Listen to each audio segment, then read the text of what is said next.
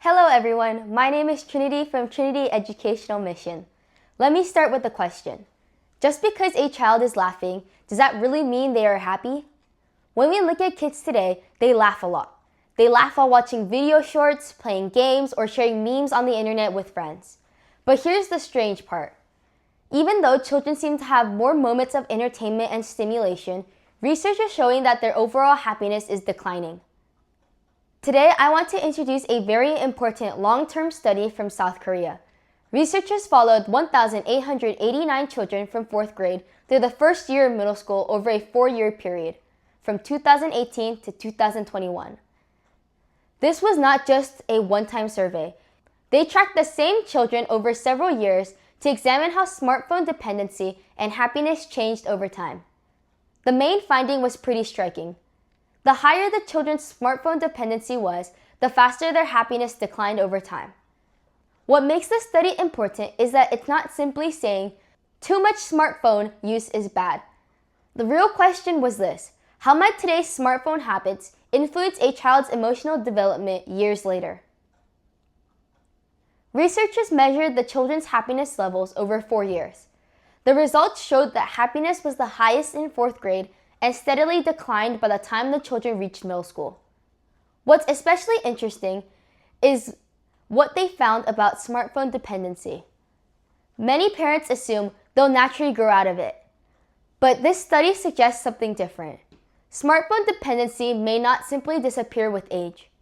Instead, it can become a long-term habit that becomes deeply rooted over time. Children may begin to rely more and more on screens, not just for entertainment, but for emotional comfort and regulation. When they're bored, they reach for their phone. When they're lonely, they reach for their phone. When they feel stressed, they reach for their phone. When they don't want to think, they reach for the phone.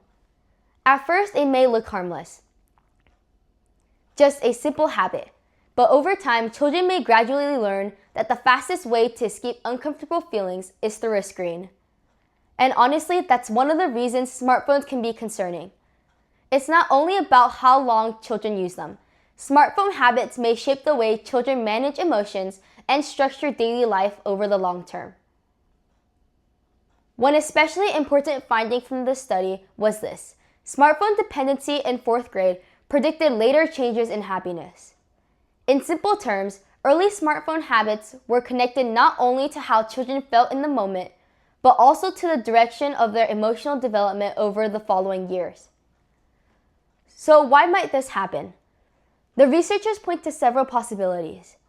As smartphone use increases, children may sleep less, struggle more with concentration, and spend less time building real-life relationships. But there's another important factor: comparison culture. On smartphones, children constantly see other people's lives. Someone more attractive, someone more popular, someone having more fun, someone posting more exciting content. The problem is that children's brains are still developing. Even adults struggle with comparison. But for children who are still forming their identity and self-worth, constant comparison can have an even deeper impact. Now, this does not mean we should completely eliminate smartphones.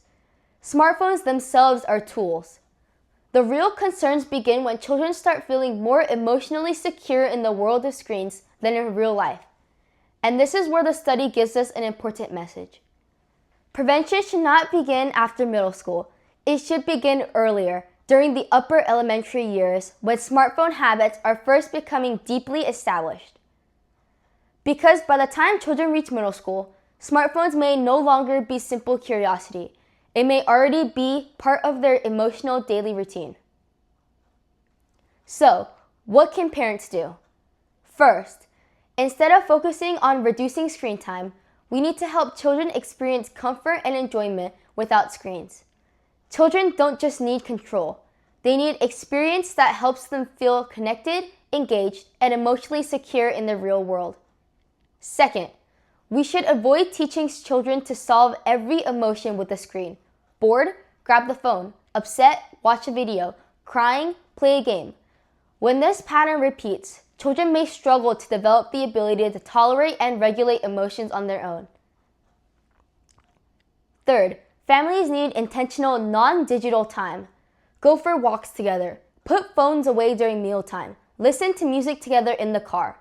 Talk for 30 minutes before bedtime without screens. These small moments may help restore emotional balance in a child's life. Ultimately, this study leaves us with one very important message. A child's smartphone habit is not just a temporary hobby. It may influence the direction of their emotional well-being years later. Especially during the upper elementary years, smartphone habits can become deeply rooted as a part of daily life. That means the role of parents is not to simply become the person who says no. It is to help children experience enough joy, connection, and emotional stability outside of screens. In the end, children are not made happier by stronger stimulation. They are more likely to thrive through real relationships and meaningful experiences in real life. So tonight, instead of asking, how can I reduce my child's screen time by a few minutes? Maybe ask a different question. Is my child truly happy outside the screen? Because lasting happiness is more likely to grow from real-life experiences than from digital stimulation. If today's video was helpful, please like and subscribe.